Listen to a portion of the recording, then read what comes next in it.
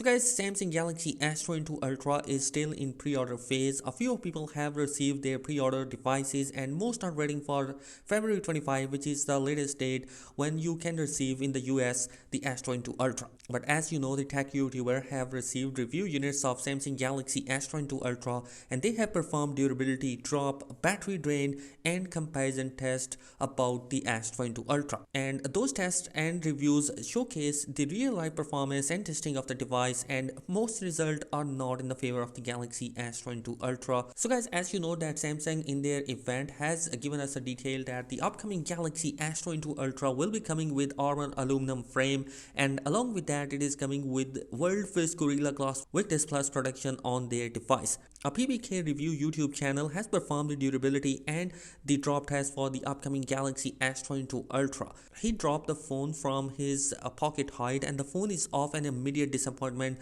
as the super clear glass above the camera cracks after the first drop. However, it seemed that the worst case scenario is for the phone to fall out on its side, hitting the ground with the curved edges on its screen that caused the most damage. The phone did take quite a beating before the display gave out, but you should consider getting a protective case for your expensive new flagship. And I have already made the video about all the official cases that are coming for the S22 Ultra.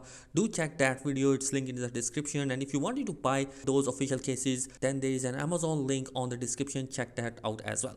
Anyway, moving forward, he also performed the durability test in which we find out that a new cooling system has been introduced, and also the Samsung claims that the device is coming with an aluminum frame, which also is going to be pretty nice. Bend test for the Galaxy S22 Ultra, which is clearly indicate that this device is going to be much durable as compared to some of the Chinese brand phones. Next is the battery test that has been performed by few YouTubers, which showcase that the S22 Ultra has some battery issues, as the S21 Ultra has performed better as compared to the S22 Ultra, which made me thinking, where are the Samsung claims about the battery optimization?